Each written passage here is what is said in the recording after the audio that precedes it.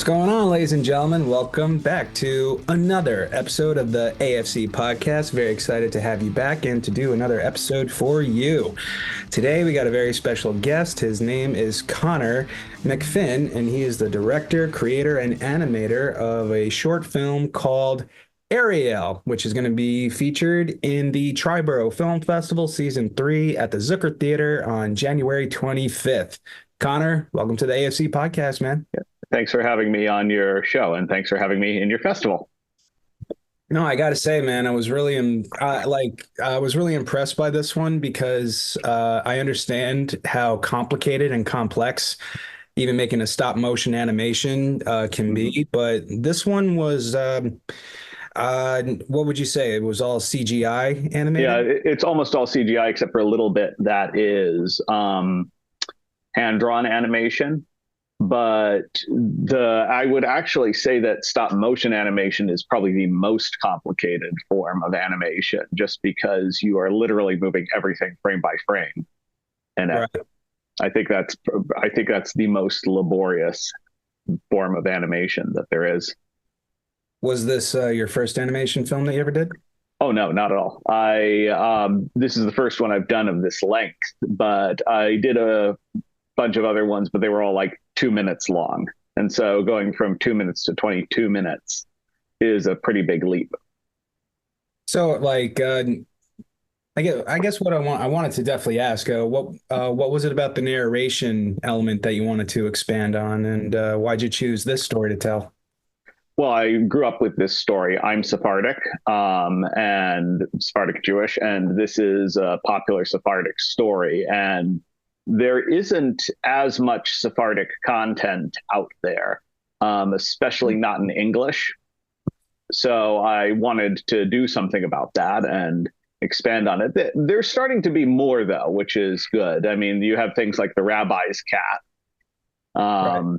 which did quite well, or a movie like The Women's Balcony. But you if you think about, especially in the English language, you've had things like Fiddler on the Roof, for instance, which did very well, which is Ashkenazi. But Oh, I see. yeah, like I said, I wanted to just sort of show the sort of more Arabian aspect of the Jewish world. I saw well, when I was watching it, I don't want to give anything away, but when I know, like, when you say things like Shalom, how are you? Have a great day, be blessed. And then when you say Assalamu alaikum, or you just kind of expand on it, does that kind of like overlap a little bit with the Islamic Assalamu alaikum? So that's Assalamu alaikum is Arabic, actually, more than uh, Muslim per se. So in these kinds of environments, everybody would just speak Arabic to one another. Especially if you were interfacing with people of different religions. So that was so that basically was the deal there. We kind of brought in a little more Hebrew than may have necessarily been historically spoken, just to not confuse people a bit.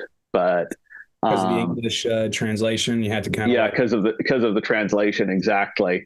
okay. So there are certain things like, for instance, Allah just means God in Arabic. If you like have Arabic speaking Christians or Jews talking about God, they just say Allah. For instance, Maimonides wrote about Allah all the time. But that's something that the American audience might not understand. And of course, in a movie like this, you can't really put like a little subtitles explaining something like that. And That would be kind of funny though if you did, where it's just like, wait, we're trying to watch the movie, and then you just see the entire explanation underneath the movie. But I guess you wouldn't want to do that. well, yeah, the certain anime do that periodically, and I always thought that was very breaking of the fourth wall for them to do that. How old were you when you completed or started taking up animation?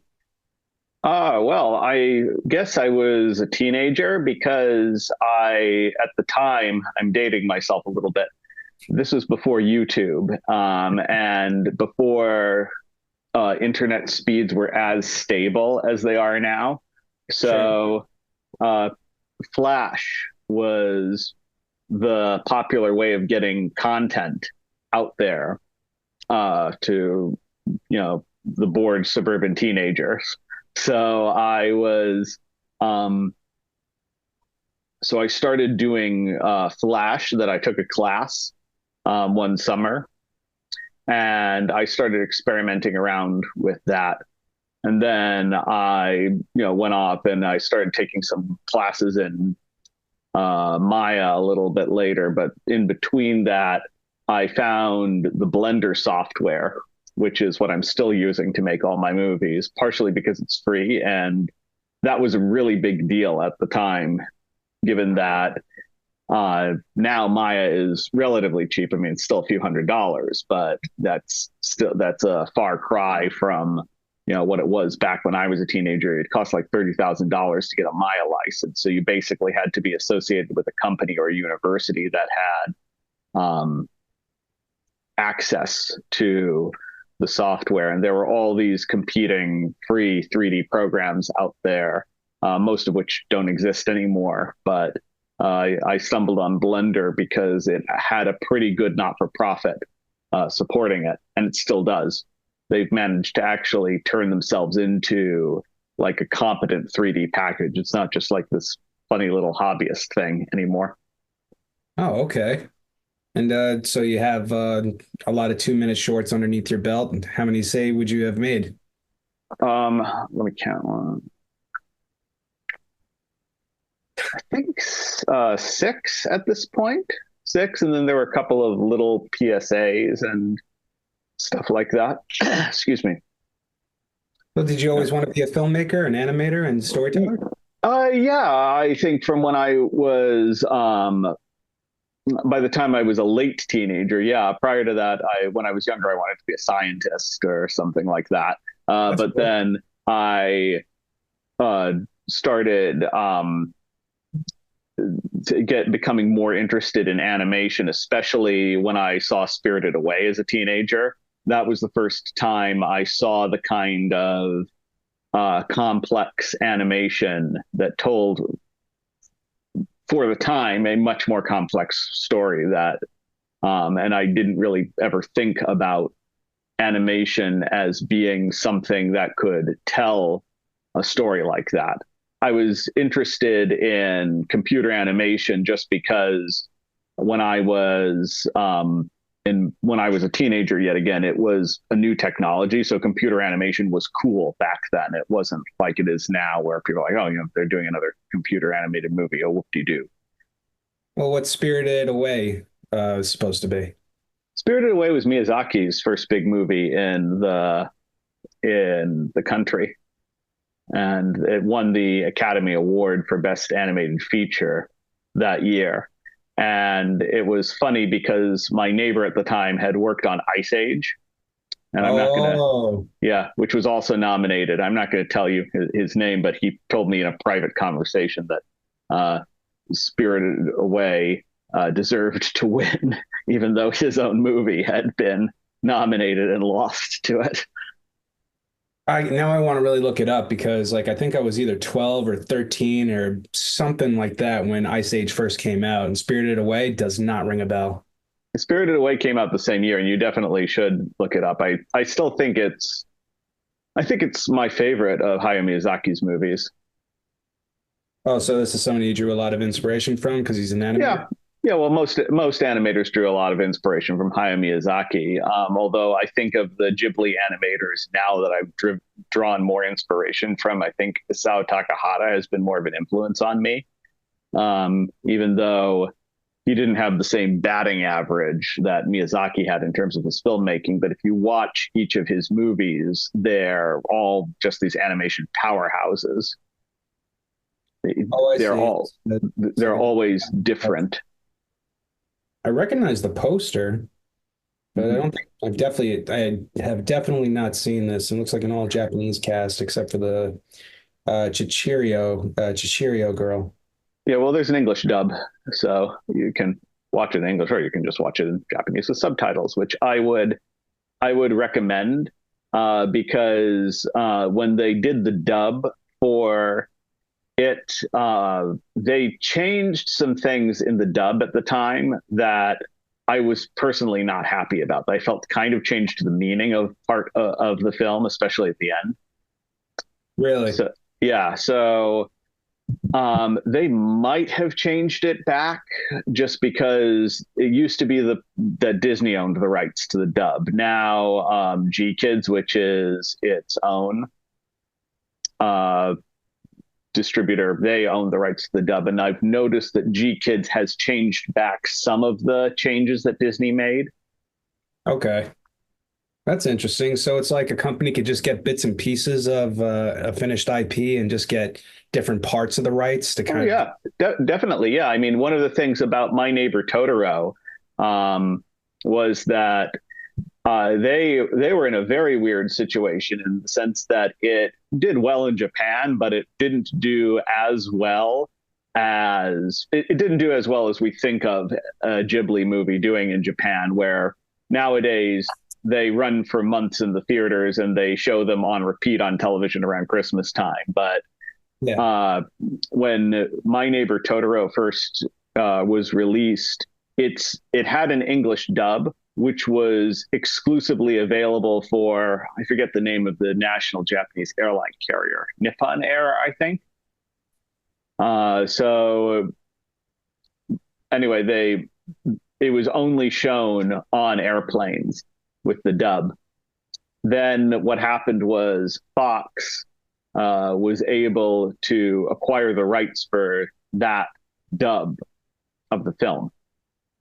And so for a while, they released the dubbed version from the plane in America, but you couldn't see it in the original Japanese language until many years later when Disney acquired the rights. And I think they redubbed it at that point. And they included on the DVD the original Japanese language there too. So that was the first time you could hear it in version original. Jeez. I never knew it was that like meticulous, Yeah, in the industry where they'll just take bits and pieces like it's a part of a car or just disassemble it and just kind of take a bite out of it like a parasite any way somebody can. yeah. Well, I mean, people can. I suppose you can sell the rights to anything. I mean, I'm not an IP attorney, but I know there's all sorts of funny things that go on with IP, especially when you're talking about like animation, comics, sort of toys, that kind of for kids genre. Right, merchandise and things like that. Mm-hmm. I guess that's where it gets complex. And meanwhile, all I try to do is write a script, and it's like that takes a long time in itself. And it's like, jeez. Well, these people also have teams of people who do nothing but negotiate this stuff all day. So I mean, these are large companies that are doing this constantly. Yeah, I guess so. And they started out at some point in their life as, teenagers, and then they just kind of found their way. Yeah, definitely. I mean, one of the things that I thought was funniest was that this is a story of marketing. There used to be two versions of Dungeons and Dragons. There was Dungeons and Dragons and Advanced Dungeons and Dragons. The reason for that was that there was a disagreement between the original creators of the product, and they eventually settled in outside of court, and they said, all right, so one of you is going to have Dungeons and Dragons, which will be for kids, and then Advanced Dungeons and Dragons will be for like teenagers and college students. So they assumed that would be an even parting. The problem was that younger children saw Advanced in the title, and they all wanted to play that version. Oh, I see. Yes. Go figure. And logically, you would think that's actually a fair deal, in a kind of, but it's the exact same game, the exact same plot line, the exact same format. Like it was barely any difference.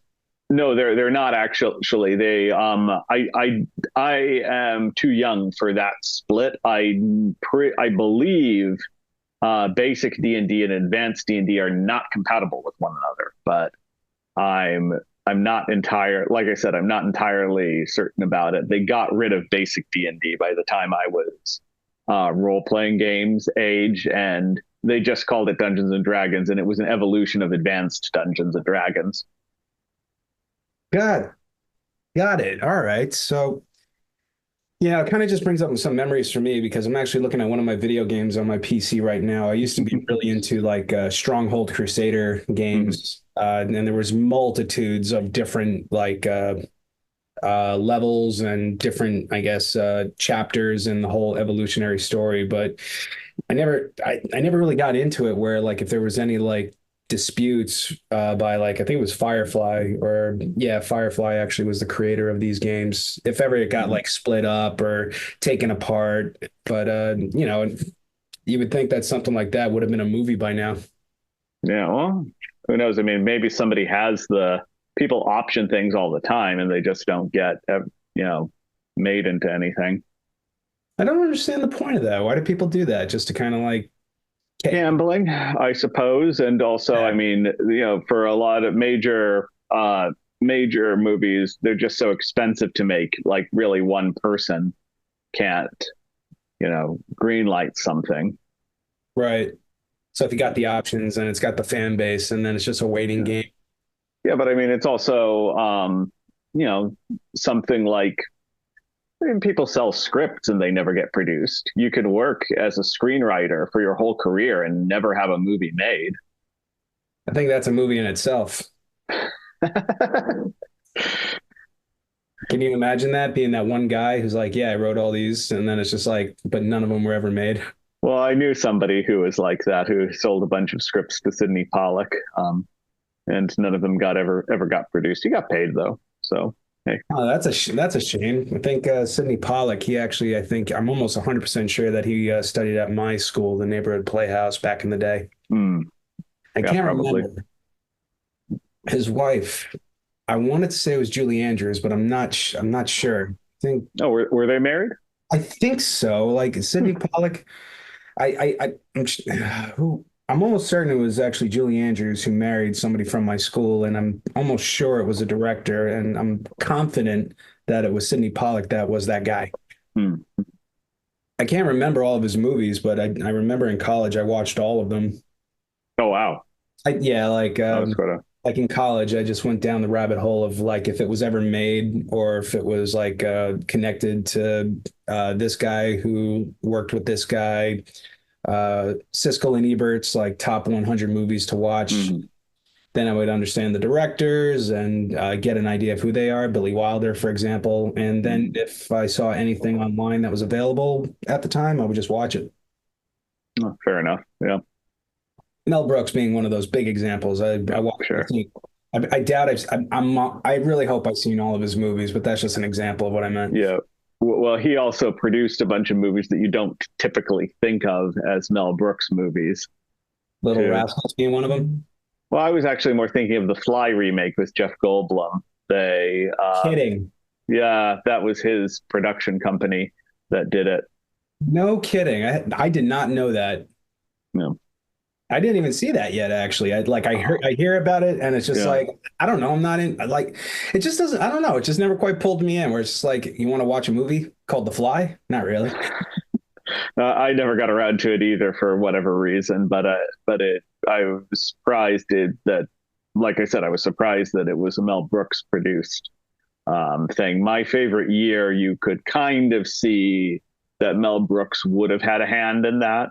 But then The Fly, that's just so totally different from anything that you think of when you think of Mel Brooks.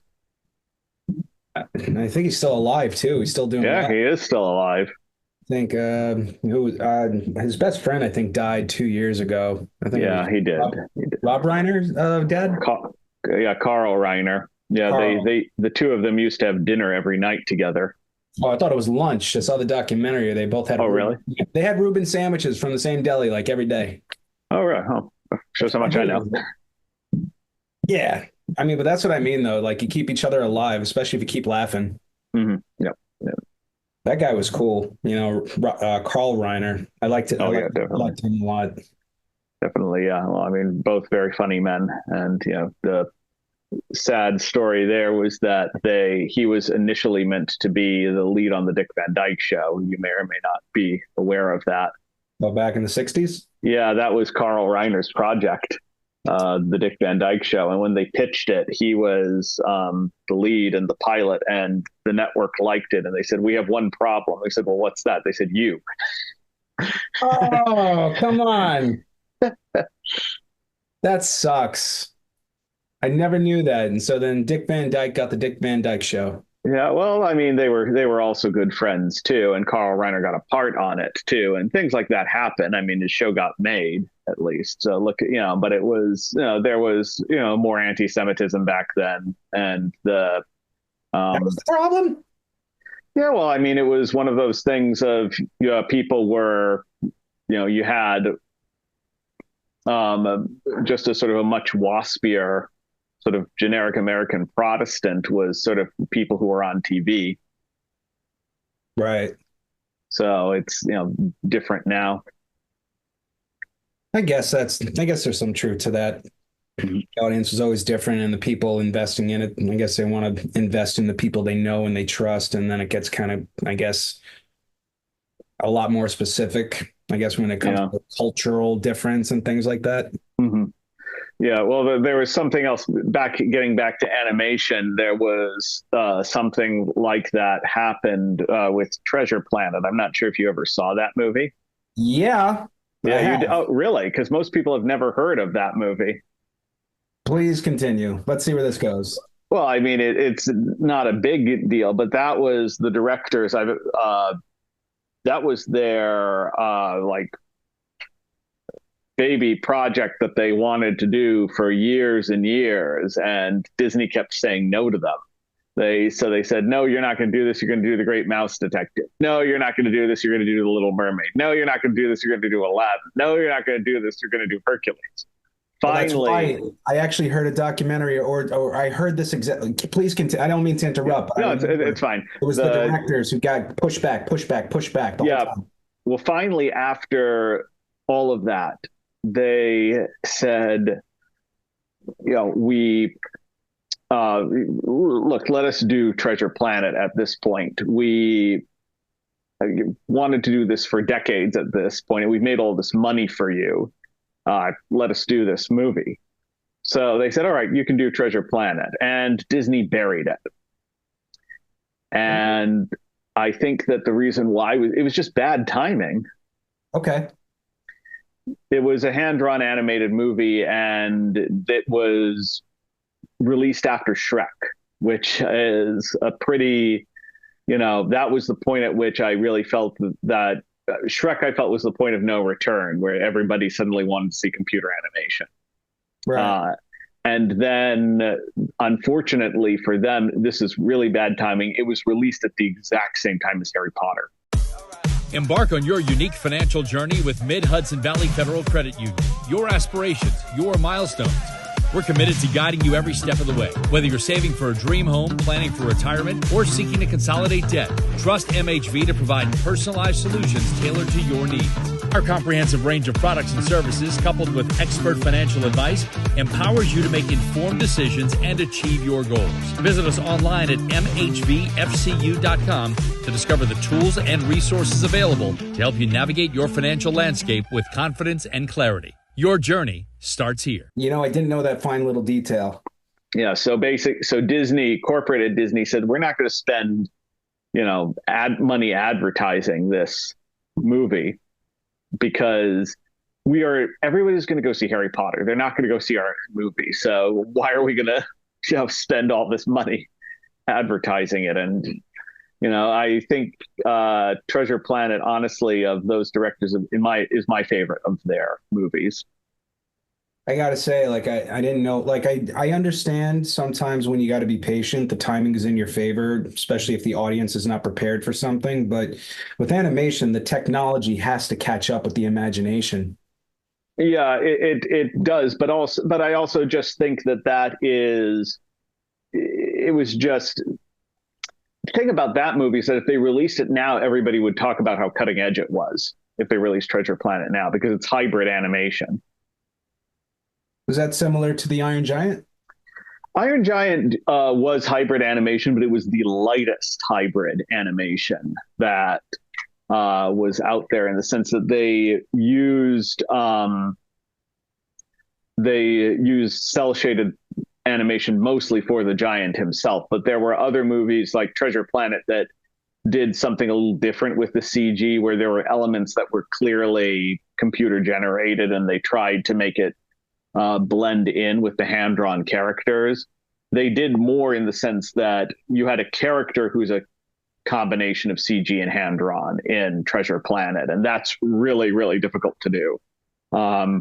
Okay. And then also there were other sort of hybrid animation films coming out in that period of the early aughts. Like there was a Korean one called Wonderful Days that is kind of hard to find, but everybody now wants to like do hybrid animation or do something different with computer animation. And I just go, guys, they made all of these movies that nobody saw in the early aughts, and but I can't help but notice that it's just really difficult to go back to hand-drawn animation in a lot of major Hollywood productions. I think that's just because kids, for some reason, want to see computer animation more if they're given the option. I don't quite understand this why, but I've noticed, because I teach kids too, that when I was teaching like little kids, they always wanted to see Pixar movies. Teenagers always wanted to see Ghibli movies. Okay. Yeah, it's just interesting. I guess you would have a better understanding. I don't have kids yet and understanding their preferences, but I remember, I think it might have been late in high school, and I remember my brother would sometimes, I don't know, like we went from Dragon Tales, watching that on TV at some point, and then all of a sudden you would see something like Jimmy Neutron. And just like this, and when you compare that to just like Fairly Odd Parents, Jimmy Neutron, where just like the execution of the story is just like almost like polar, I don't know if it's polar opposites, but just completely different in design and execution, you know? Sure. And you think that some of these kids, they blend more, or do they enjoy the like story, or is it sort of like maybe the technology that pulls them in differently? Well, when I was younger, the technology definitely pulled people in differently, but that was also because computer animation was new back then. So now I don't know why that there's that preference there, but there definitely is. You think maybe there's a color pattern that makes it more addicting? I never really thought about it particularly. I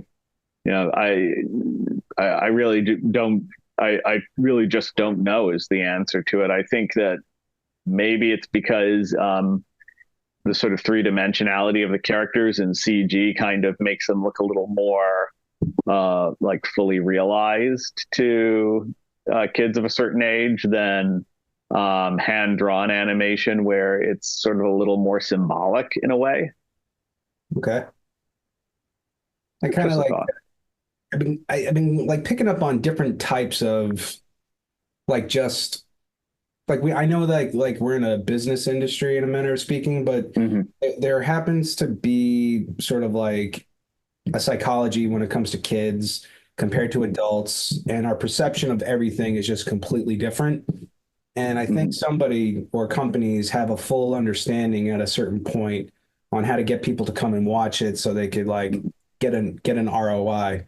And I think a lot of it, especially with color, is finding out that one thing or the dynamic or the pattern where it's not just marketing anymore, but it's actually triggering like a fly to the fly zapper type of a thing.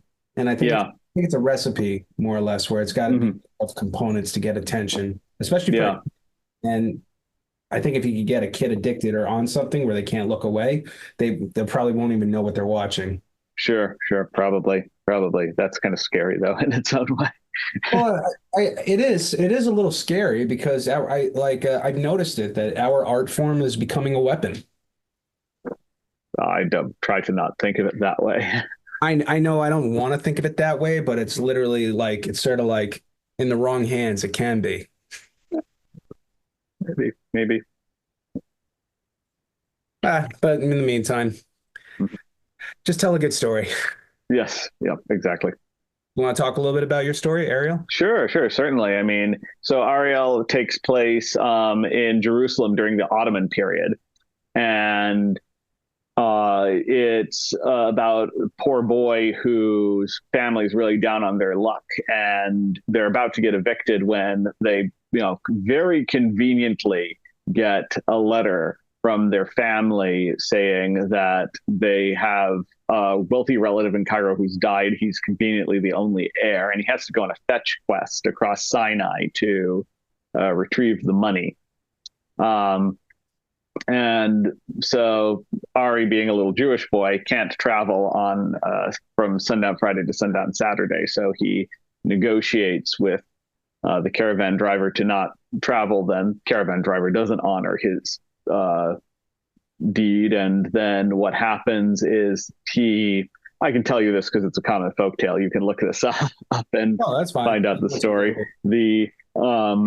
He assumes that that's it. He's left in the desert, but on sundown Friday, a lion comes out and presumably is going to devour him, but the lion doesn't. Instead, he befriends the lion, who then catches up with the caravan driver, refunds his money, and the Ari goes home rich. The end. So that's I really liked how you told in the way you told this story, to be quite honest. Like even when the characters were in motion, the cameras could push in or they would tilt, there would be panning. Yeah. Like there's a lot of it wasn't like really staccato. It was very blendedly legato and like Thank you. holding attention. You paid attention to detail. I did. I appreciated that because when I look at a movie, I consider it sort of like an entire routine. And when I watched it, it was just like I didn't really pick up on, I wouldn't even call them mistakes, or even anything that I would have done differently because Thank you. Like no, you're welcome. The entirety of it, the routine of what you pulled off was excellent. Thank you. Yeah. Well, it wasn't easy pulling it off. I mean, one of the things that I think a lot of people don't realize is that when you're making an animated movie, you can't like go scouting for a location or something like that, or you have to you have to make everything from scratch and almost build it frame by frame. Except in Ariel, Ariel's limited animation, which helped a lot with the process. It's on what's called threes, if you know the expression. No. So basically, the way obviously most film is 24 frames per second. And a lot of animation, with the exception of hand-drawn animation, with the exception of Disney, is on what's called twos, meaning that there's a new drawing every 2 frames. Computer animation is generally on ones, meaning a new drawing every frame. But when you have something that's on twos, even high-end hand-drawn animation is generally on twos. Like Miyazaki movies are on twos. But I took it one step further, and I said, let's do this on threes, just to be able to tackle 22 minutes with such a small team and limited resources. Did that affect the duration of the film, or is it more the cadence and the tempo per frame? It affects the motion of them, how it sort of, the characters all look like stop motion. That was very intentional to do on my part, especially since one of the things I noticed was that when you're doing 3D animation, you start off by blocking out the character's motions before you switch over to what's called spline, where the movement becomes fluid. And you spend about half of your time cleaning up the spline process. But it occurred to me when I was seeing these fully blocked out characters moving. I was like, this is a whole, you eventually block it out in such detail that you almost have a whole animation there. And I said, wait a second, what if I just stopped here? I could, do twice as much animation and this would still look good. So that was where I went with that. Is that more because of the background of what's happening, where there's a little bit of motion? So the motion background with a little bit of motion is different in the sense that your camera move always has to be on ones, or it's going to look too jittery for the audience. I'm following you. I'm starting to understand it. When I've never actually really did a deep dive on an animation other than what we're talking about, but I think I understand what you mean. I'm just trying to understand. Like, I'm just going down my memory lane and understanding the difference between Disney going on twos and like their flat, like their animations are flat. Hand-drawn Disney is generally on ones, which is really impressive, but they're pretty much the only studio. Well, they don't do hand-drawn animation anymore, so never mind. But more importantly, I was making the point that when you're doing any kind of analog animation, it's almost always on twos, just because you don't have the option to have the computer assist you in the same way. Are they taking multiple pictures of each animation drawing before they move on to the next drawing to make it seem more fluid, or just like put together better? No, they just have more. If they're on ones at Disney, they just have 24 drawings for a second. So it's a lot of work. Yeah. Okay. So I'm understanding it. I just the difference between how to connect how you did it on threes versus them doing it on two hand drawings or one animation. Like, yeah. Well, I mean, it looks a little more, like I said, it looks a little more stepped, for lack of a better word. It ends up looking like. So you were using a computer animation model to simulate a stop motion animation story. Yeah. Yeah. Something like that. Now I get it, because I totally get it, because I did think it was computer generated, but when I saw the motion, there was that stop motion look, but it wasn't like spread out jumpy stop motion animation. It was more, it was way more connected. Yeah.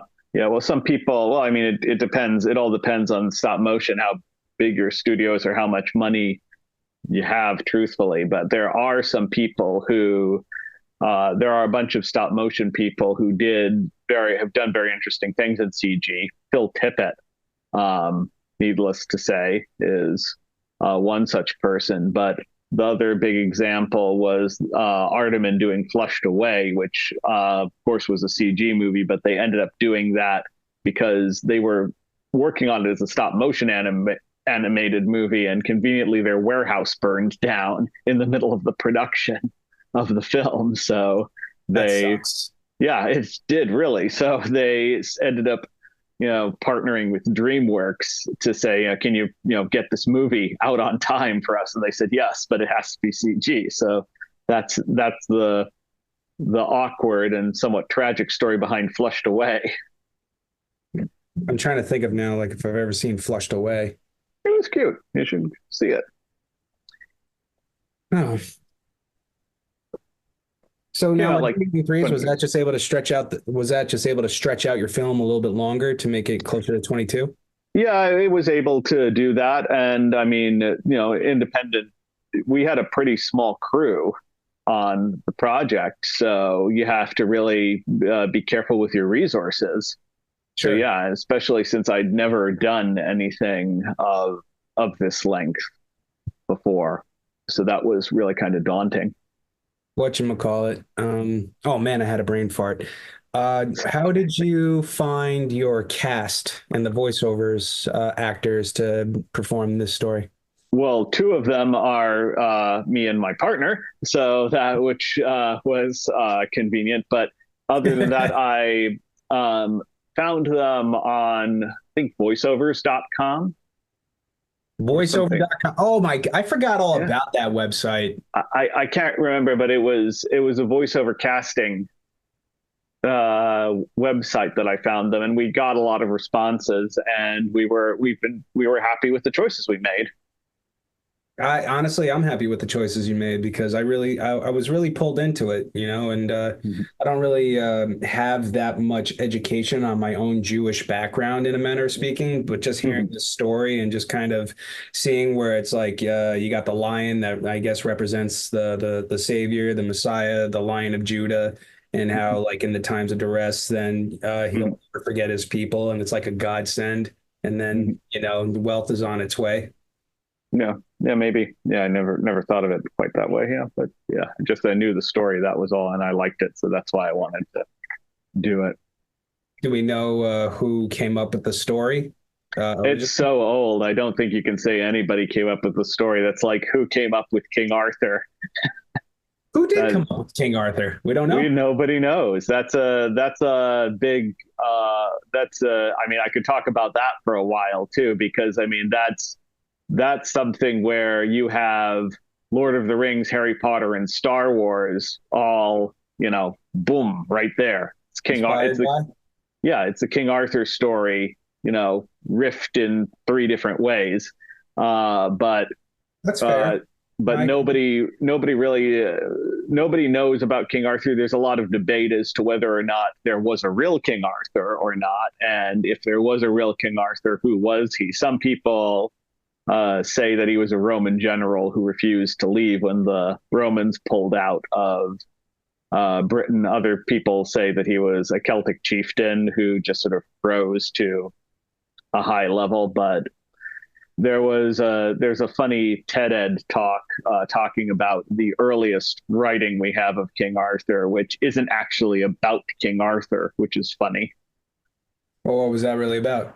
It was about somebody else who was another great British warrior, but would have lived several hundred years later. And it says, and though he was a great warrior, he was no Arthur. So that was. So there's even a reference point to that? Yeah, there's a reference point. They dated that, and I can't recall. I think that. Don't quote me on the dates.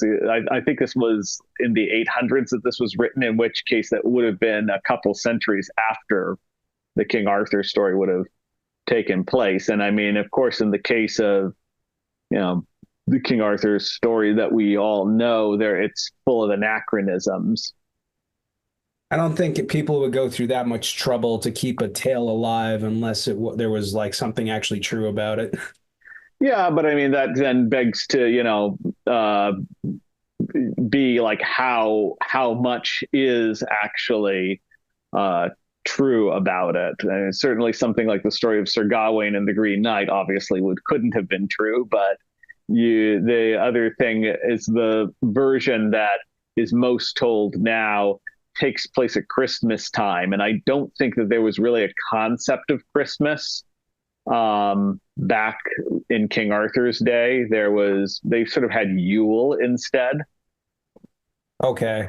I'm familiar with some of this stuff, but this is becoming very educational for me, I'll tell you that. Well, I mean, yeah, I have to think about folklore when I'm trying to,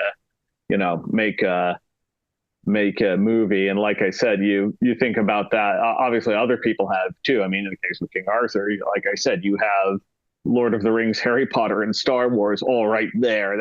Those are all King Arthur stories. And then you could maybe argue that something like Spider-Man is sort of a King Arthur story. I can see the connection. A little bit.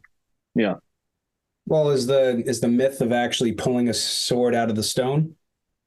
Well, I was more referring to the tropes, like the Joseph Campbell thing of the kid is an orphan. That's King Arthur. Right there. That's a King Arthur thing. In the case of Star Wars is like the most blatant one. In the case of you have an orphan boy who doesn't have, they want something better from life. And then one day he's wandering around and he bumps into an eccentric old man and who tells him he's not who he really thinks he is and that he's actually going to, save, for lack of a better word, the kingdom. And that's very blatant. But Harry Potter, you have something kind of similar. Orphan boy who has this backstory you know, one day somebody comes and says, you're not who you think you are. You're going to save the kingdom. In Lord of the Rings, if you get into not what's in the books, but if you get into like the Tolkien's other writings, Aragorn's story follows a very similar path of, you know, King Arthur's the once and future king. Aragorn is sort of the once and future king. Right. I get it.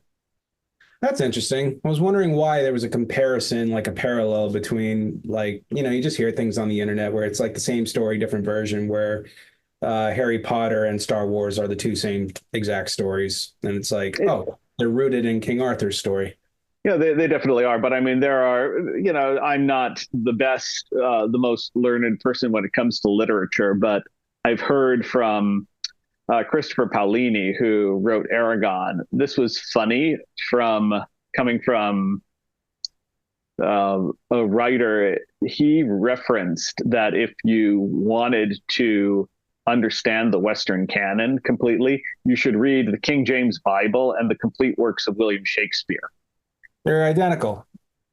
I I actually haven't read the complete works of William Shakespeare, nor have I read the King James version of the Bible. So I would bring up to speed, but there are similarities in like in cadence, you could say, in tone. To try to like even compare some of like Shakespeare's stories to a biblical character or person, it's not that, you know, it can be very specific. I just haven't really thought about it because I don't like my favorite character or person in the King James Bible is Samson, and to even like try to like bridge that gap into a Shakespearean character, I don't know who actually would be that. There's a touch of Hamlet in a manner of speaking, but it's different. I don't know if there was a guy, not even Caliban, not like a very specific guy who had like Hercules, the strength of Hercules in a sense, and literally, you know, could bring a house down and literally kill over 1,000 men with a bone, you know, little things like that. But what I did understand and kind of connect as while I was training as an actor, how like even like just modern times on how we talk to one another and how we understand each other, and finding that little middle ground. I did notice that when you did certain performances, like Shakespeare is his own thing, and then you got the Catholic Church, which is kind of its own thing, and then you got something which is just easygoing, non-denominational Christianity. That's a little bit more like Meisner. And then you got something a little bit more, which is baptism, which is, I think, is a little bit more similar to Stanislavski, or what else? And then there's Protestant, which is a lot more like Chekhov, because like your approach to going into character from a theatrical reality has similar, I don't want to say techniques, but just just different functions through like functioning in the body of Christ, for example, because it's all from the Holy Spirit, which is nuts. That's interesting. Yeah. Yeah. No, I mean, which is absolutely nuts. And I haven't thought about this in a very long time. I haven't even spoken to anybody about this before. Really? Wow. I just think about it when you got one guy, one heart, but you got 5 fingers, you got two sets, but you got 2 hands, and there's a balance, but they're not the same. They're just a parallel. The only thing that's connecting them is you in your dead center. That's the only thing. But they have different functions and different things.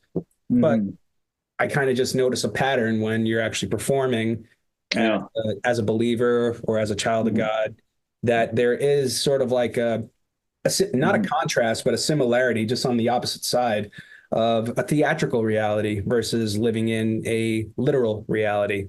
Well, that's interesting. I was more thinking of what he referenced, the King James Bible. I was surprised that Paolini chose to do that, given that I don't think he was referencing it as religious text. I think he was purely referencing it as a work of literature.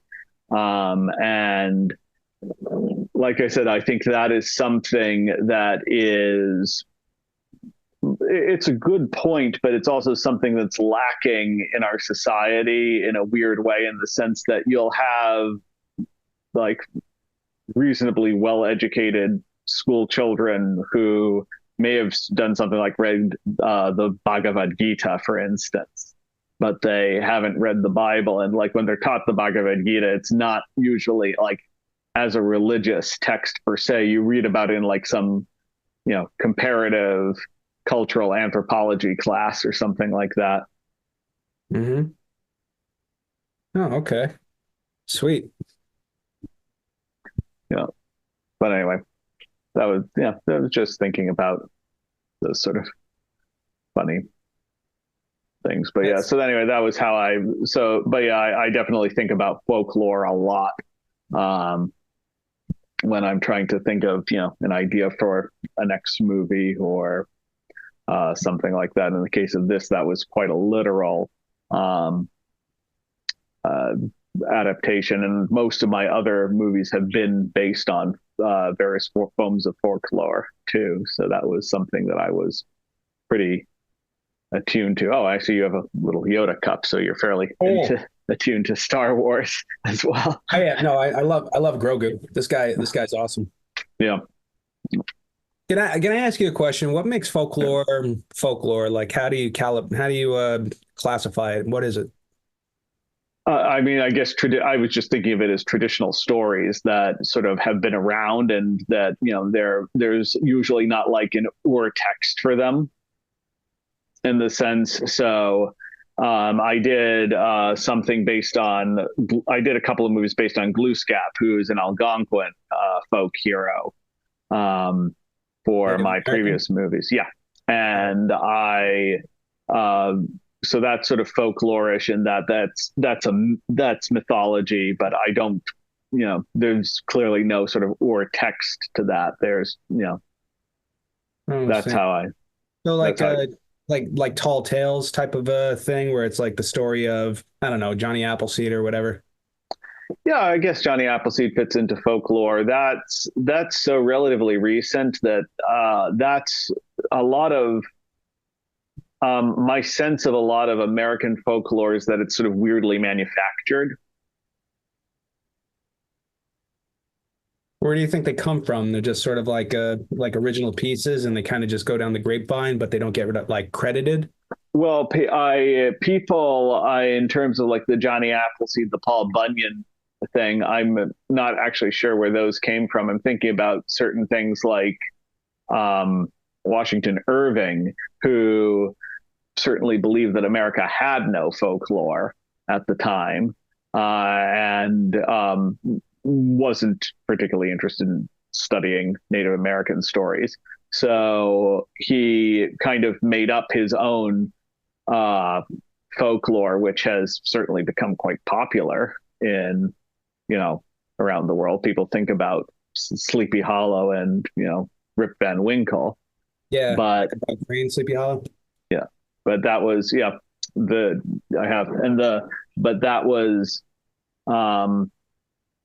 but that was really an attempt to sort of like create a culture that wasn't, it's not quite the same as like what we're talking about King Arthur, like, that's so old, you don't know, you can't credit one person as writing it, or you can't credit, like, was there a real King Arthur or something like that? Whereas I think the difference is that when you talk about something like the Bible or the Bhagavad Gita, that gets into scripture, and that turns into sort of a place where people revere that in such a way you don't end up categorizing it as folklore in the same way. Yeah. It's kind of interesting how it all kind of like, it's like the history of mankind, and even how we use stories to tell history. And you ever kind of get a little conflicted on what's true, what's not true, what's make-believe, what's not make-believe when you go down the path? No, I don't actually, which is interesting. I sort of just don't care. And that's you could do that when you're talking about anything. I mean, this is something that I teach some of my students about when I want to get into history with them is I had to teach somebody about Martin Luther for some reason. And then I was talking about people who he influenced in the 20th century, and I came up with three people. The first two, you're going to guess right off the bat who they were. Well, these were two serious Christians from America, and they went on pilgrimage to Germany. And they were so impressed by how Martin Luther changed his country in a nonviolent way through, just speaking, that they thought that they would go back to America and do the same. So they both changed their names to Martin Luther and went back and changed America. You can guess who these two men were. I don't have a clue. Martin Luther King Jr. and Sr. I did not want to disrespect the name. I did not, because I'm like, it's almost too easy. Those were who they were. Now there was somebody else who read Martin Luther in the 20th century and decided to do what he did because of his writing. Welcome to Happy Corner. This project strives to make safe housing areas for stray cats at an affordable price. It's so easy to put together that even your children could have fun making one. Help keep cats and other animals safe with their own little Happy Corner homes. You can help this project become a reality by donating to the GoFundMe page. Happy Corner homes are a great way to show those animals in need it's okay to be happy. So that's honestly, I never knew the dawn of Martin Luther King and Martin Luther King Jr. The dawn of the Kings. Yeah, but like I said, there was the third person read the same history and came to a very different conclusion. Do you know who that one was? Well, I assume it was Jesus. No, the person who read the other person who read about Martin Luther and decided to do the things he did because of the writings of Martin Luther was Adolf Hitler. In Germany. Yeah, in Germany. Yeah. I think there's some sort of martyrism or dying for the cause that's making these guys go down in history, because I know very little about Martin Luther, but it's got to be what did Martin Luther actually do that was so inspiring that three guys would, oh boy. He did a lot. I mean, he turned Protestantism into being a force of what it was, and he did it all without, drawing in an army for a religious war. And he transformed all of at least his Western Christianity completely, including even the Catholic Church owes certain things to Martin Luther and have brought in certain writings of his into I don't know what the correct word of it is, into their liturgy. But the thing particularly that Hitler was inspired by about Martin Luther was convinced that the reason the Jews had not converted to Christianity was because of corruption in the Catholic Church. And if he reformed the church, the Jews would all accept Christ and switch over. And he was disappointed when that didn't happen, and he instigated the most violent pogroms that they had for a while. Like this displaced tremendous numbers of Jews. The Ashkenazim, the ones who are from Poland and Russia, they're not originally from there. They were all forced out of Germany because of Martin Luther. Well, that explains a lot. Yeah, so like I said, but the point I was trying to make is that you can't read about any point in history and say, oh, this was good, you can about some things, but people can come to very, very different conclusions from reading the same history, in the sense that you have Martin Luther King Jr. and Adolf Hitler. They both read the same history and they came to very different conclusions. No kidding. Honestly, I didn't know jack diddly squat about Martin Luther. Yeah, well, there's a pretty good documentary on PBS about him if you want to. Oh, well, actually, yeah. Then I have access to it from my library. Check it out. It was good. Now oh my God, you got me curious. Can then like, because I'm all right. I guess I'm gonna have to check them out. I just don't want to be. I don't want to be like Martin Luther King Jr. and Dr. King Sr. and Adolf Hitler. I want to be me.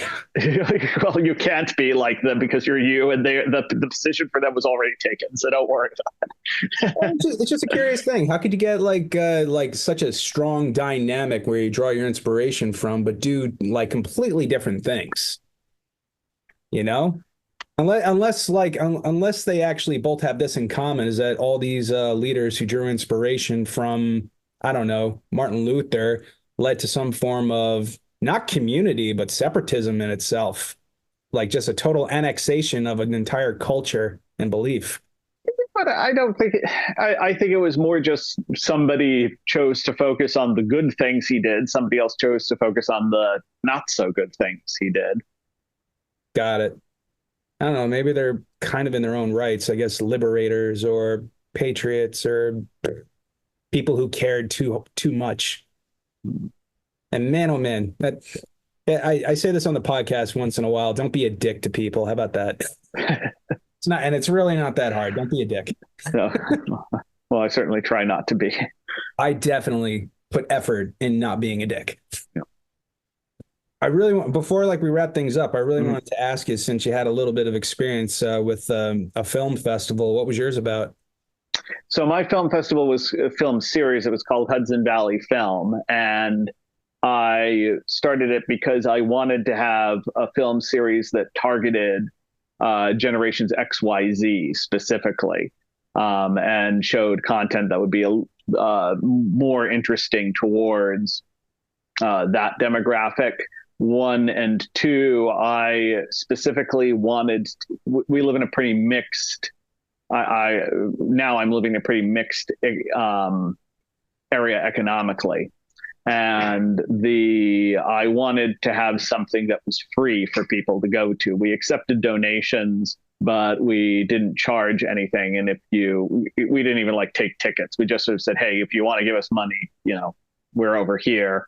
But we didn't ask for anything. And so that was what the thing was about. But, the pandemic happened and things were shut down for a while. And then there were those various waves that kept coming back, and we lost our space. And that was the end of it, because, when you have a free film festival, you're fairly limited in terms of being able to find space. We weren't paying for rent where we were.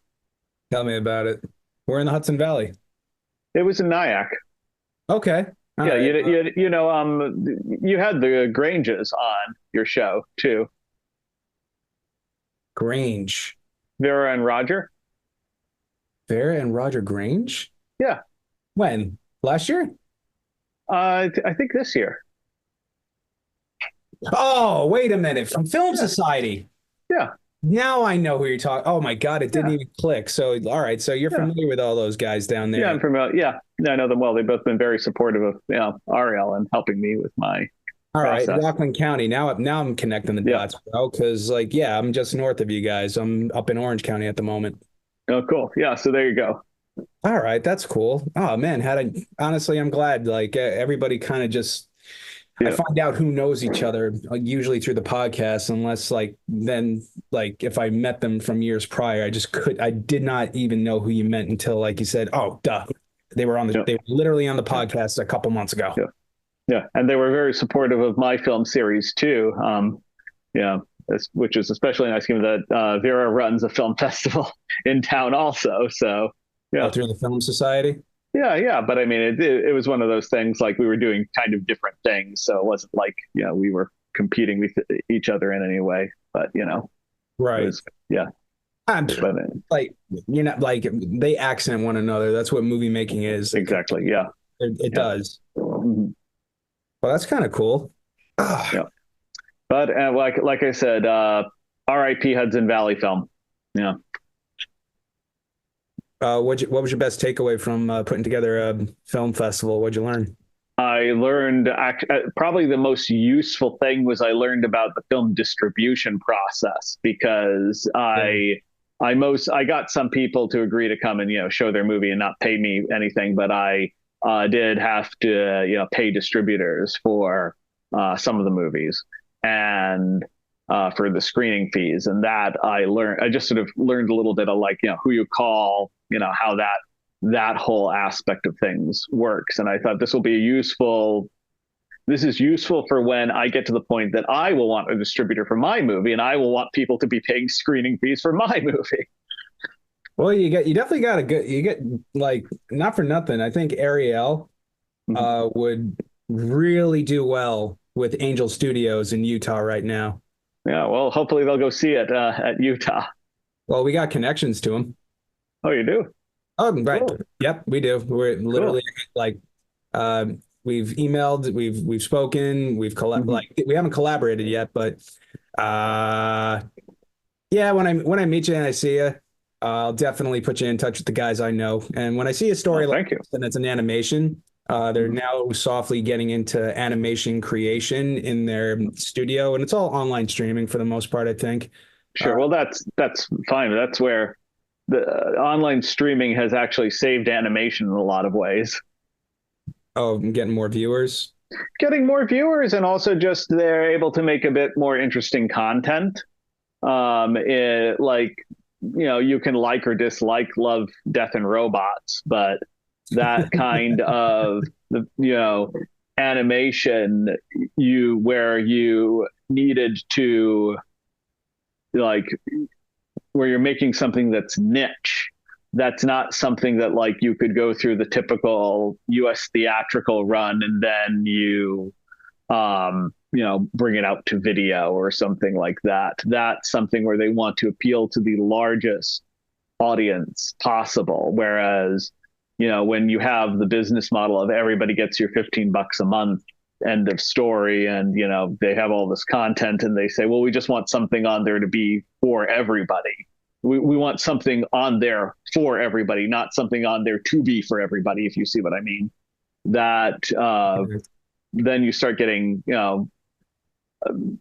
bunch of interesting ideas and people looking at work of studios that haven't made big movies and probably are not going to for whatever reasons. I mean, Blur is a terrific animation studio and they just basically do game cinematics and sometimes something for Love, Death, and Robots, but people who aren't into video games get to go see them. That's cool. Yeah, it is. Oh, that is kind of cool. Yeah. So anyway, like I say, I think streaming is, definitely been a net positive for animation. And also there were so many short form things that went out there. And prior to the advent of streaming, people just did not see them unless you went to a film festival. Oh, because unless there is a short or something at a festival, chances are they might not be able to make it to that final stage of online. No. I mean, you can, but you get now they get shown in festivals and then they ultimately end up online somewhere, and that it just creates a venue for them. I mean, there was a big period between like the Hollywood, you had a double feature and a cartoon in between, and streaming where all these big companies, they made short movies, but people didn't see them except at festivals, and that was it. I see. But now now they're online and people get to see them, and I think that's it's good for people to see animation. It's also good for the filmmakers because, as you yourself know full well, you want people to see your work. 100%. Yeah, that's the name of the game. One of the movies that made me think I could do animation was a movie called Elephant Stream, which was the first Blender movie, and it was made completely with free software. Okay. And at the time, I had the very naive idea that if I downloaded the software and was diligent, I could make something amazing, not realizing that diligence is is important, but it's very important, but it also, there's a very, very high skill level to animation. And that if you hadn't practiced for years, you just literally could not make anything. But I did meet the director at one point, and he said that because of the way they distributed the movie, where they made it with free software, and they gave away not just the movie for free, but everything that was used, all the assets and files that they made the movie with, they gave that all away for free. They said more people saw this movie than, so many other, companies that are making, like Blur made short movies at the time, and not that many people saw them. What's Blur? Blur is a big animation studio out on the West Coast. They're very good. I recommend that you look them up. They do a lot of game cinematics.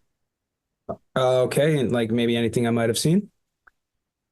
I'm sure you've seen stuff with Blur. I've been following them a little bit less. They did, if you want to, they did an episode of Love, Death, and Robots, which was for the first season, with like the big monster thing. In terms of, I would have to rewatch it, or at least like maybe see a trailer and just like refresh my memory, because damn, I've seen a lot. Yeah, I actually don't know about what Blur has been doing recently. I used to check in on them a lot to, Is it BLR? BLUR. Like Blur. Yeah. Uh-huh. So that's the name of like literally the Little Rascals car, the Blur.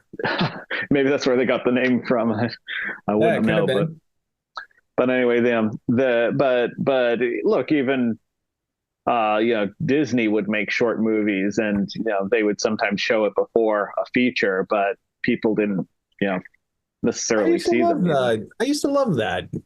Yeah. And well, that's why I kind of set up the Triborough a little bit similar to that, where I would have a short film before the feature films, or I got one segment in particular that is like I think it's 7 or 8 short films where I just kind of like maybe had just sort of like the closer to the feature-esque of the short film, sort of like at the climax of the segment, and then end with a lighter-hearted shorter film to bring us home. Mm-hmm. There's a science into creating these segments, Yeah, definitely. And it's not easy when you have limited, and they're different numbers, and they're different genres, and they're different creators, and some people submit multiple, and it's like, I don't want to spread them out too far, so try this.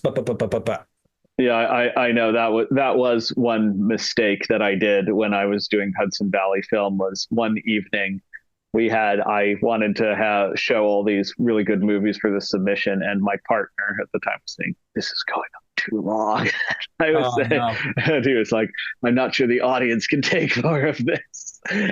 I think from year one, that was a very big learning experience, because I adjusted and made sure for year 2 that we had some decent Q&A time for the audience to really just like get to know the directors, because it's one thing when you want to have people come and see the movie, get a chance to actually talk to the filmmaker and allow the filmmaker just talk to the people, and just like, and just make it like a very balanced experience, Yeah. Well, the other problem we were having that time was that the air conditioning had broken down in the place that we were doing it. It was your special hot yoga session of the film festival. Well, I guess I'm lucked out, because we don't need the AC indoors during late January, early February. No, you don't. All right. So I think we lucked out with that, man. Well, I got to say, Conor MacFinn, I just wanted to ask, like, where are you originally from? I mostly grew up in Nyack. I mean, I grew up a bunch of different places, but I would say I spent my formative years in Nyack, New York. Gotcha. Did you get any special training as an animator filmmaker?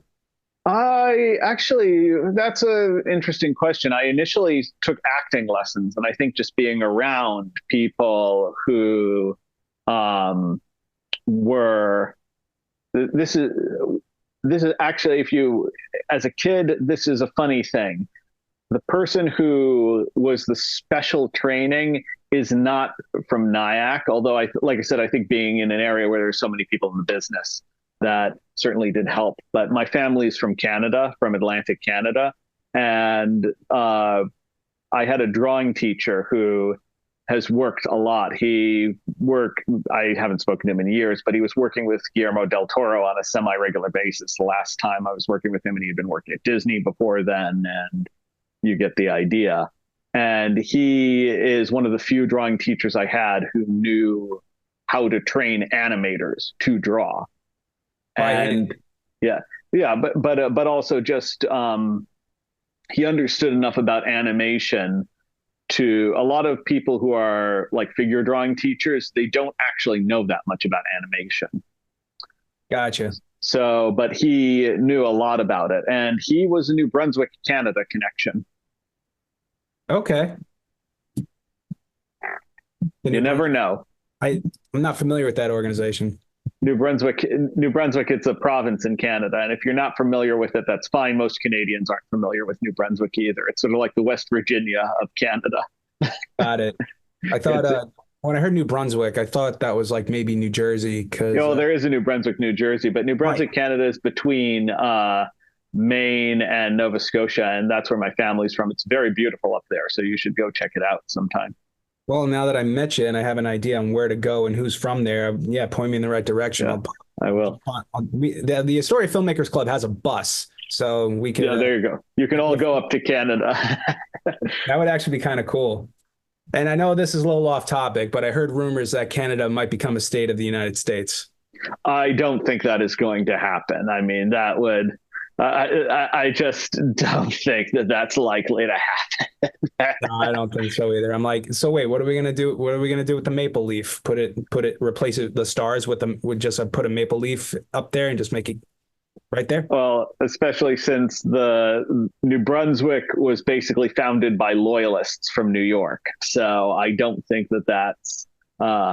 There's a lot of deep-seated antipathy towards.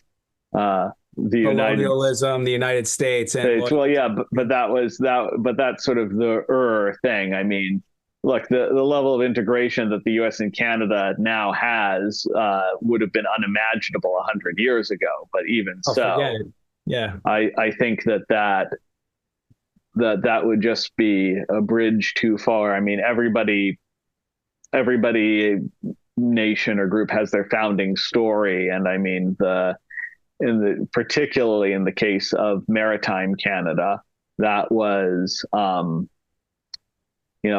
case of the loyalists. They were all treated poorly, and they all got booted out to New Brunswick, including Benedict Arnold, who set up shop there for a period of time. Although he was so disliked by the locals there that they they made a stuffed effigy of him, made out of straw, obviously. And when his family was sitting down to dinner, they burned it. Yeah, they burned an effigy of him in front of his house while his family was having dinner. They disliked him so much. So that was the first propaganda story right there on his own lawn, and they even called him "You Benedict Arnold." Yeah. I don't think they would call him "You Benedict Arnold," but. Anyway, it's a funny. Oh, no, not back then. Yeah, no, I'm not in Canada either. But like I said, I don't think that's going to happen for so many reasons. No, I don't think so either. And you're a very well-educated dude. I got to say, this was a really fun conversation. I learned. Thank you. I try to be as like getting back to Hayao Miyazaki, who's obviously been an influence on me, as he's been on many people. He said you need to have interests outside of animation because you need to have interesting things to make animation about. I'm glad you just said that because I forgot before when I wanted to ask you. Have you ever heard the story or read the book, The Lion of Ireland? No. That right there is a folklore tale, and it predates Game of Thrones. It was written by, I forget the woman's name, but this goes way back into the 70s, and it does have that same feeling of Tolkien as well as George R.R. Martin, because it does have some fantasy roots, but it's also based on a King Arthur-like character, the first king of Ireland, and I think his name was, I don't know if it was Brian Boru? I think it's Brian Boru, yeah. Yeah, it's Brian Boru. And this is check it out. No, yeah, this was a story where it's actually like sort of like historical fact, or I guess I should say, and folklore and mythology, where they all kind of converge in the story called Yeah. The Lion of Ireland. And when I read the book, it was many years before Game of Thrones even came out. But then once I saw The Children of the Forest and Game of Thrones, it immediately reminded me of the book The Lion of Ireland because they had those like druid religion way back when in Ireland Mhm. once upon a time, and it was the same, and it was like the same tree people back then, where it was very Mhm. mythology and mysterious and cool. Mhm. Hmm. Yeah. I will check it out. So thank you. I put it on my list. Oh, it's a great book. It's a very like this like fun book, Mhm. and it's actually kind of like also like Vikings because it's literally Ireland, the Irish beating the shit out of Vikings. Yeah. Cool. No I'll check offense it to out. the Norwegians out there if you're listening. No. Just that, like I read the book. If you read the book, you'll understand it. And like, yeah, you guys, you beat the shit out of a few Irish mix, but you lost. Just saying. Spoiler alert. But still, that would be a great show. Honest to God, it's literally like Brock Lesnar versus Conor McGregor. That's a story. Oh, this was an awesome conversation, man. Yeah, no, that was great. Yeah, thank you so much for having me. Oh, you're very welcome.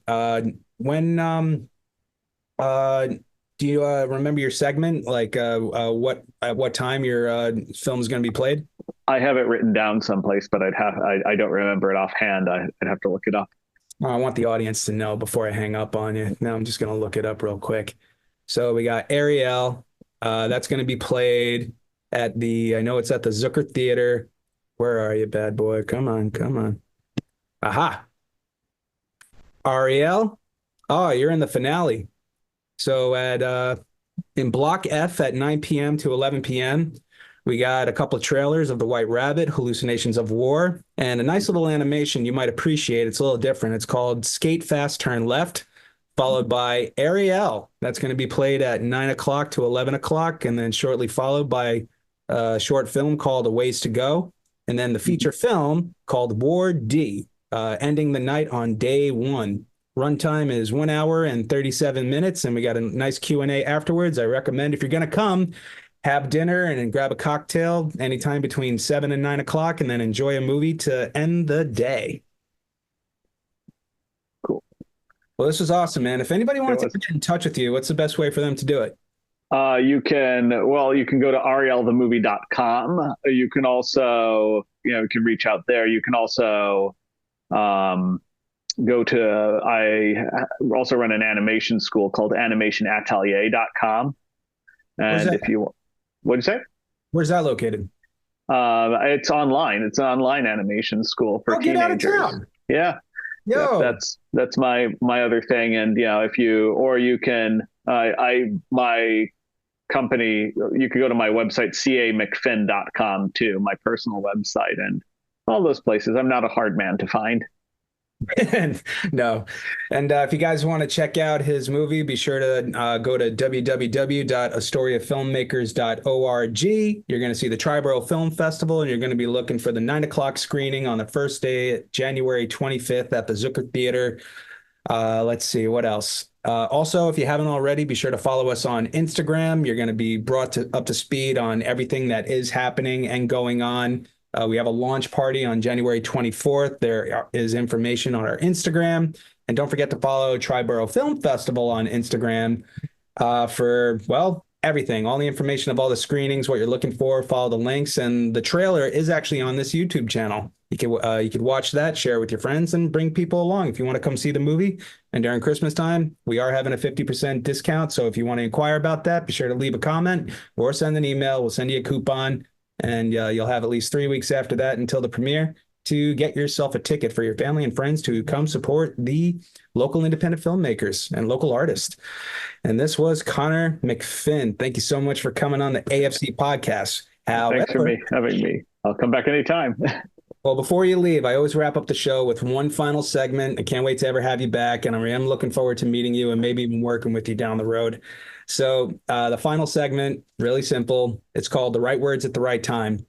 And I first started doing this segment because I read a book while I was in acting school, and it was called The Right Words at the Right Time. And it was just a collective of interviews of all these household names that you would know today, whether it's Mel Brooks, for example, Bill Clinton, even Shaquille O'Neal, for example. They all were given at some point in their early days the right words at the right time before they became a celebrity or just an unknown person. So I wanted to know, for you, Conor, has anybody ever given you the right words at the right time that has always stuck with you, that has gotten you through, for better or worse, through thick and thin, that helped you overcome any obstacle that ever got in your way? Or do you have any words of your own that you would like to share? I think the words of my own is that what I was talking about before. If you want to do animation, you should be prepared to go in for the long haul, because it really has a very steep learning curve associated with it. I went in assuming that if you were just decent with computers and diligent, you could produce something amazing. And you can't. You need to be prepared to spend a lot of time and energy studying and really, really honing your craft. But it's worth it. But it's worth it. That's a great way to end it on a very positive note. Thank you so much for sharing that, Conor. Thank you. Ladies and gentlemen, thank you for tuning in. And Conor, I'm looking forward to seeing you at the Triborough Film Festival. Be sure to like and subscribe, leave a review. And Conor, I'll leave you with this. Wherever you go, in all that you do, always remember to never forget community, creativity, and joy. Okay. Thank you. Very welcome, man. Have a great weekend, and I'll see you I'll see you in about a month. Yeah, looking forward to meeting you in person. Alrighty, take care. Ciao for now. Yep. Bye.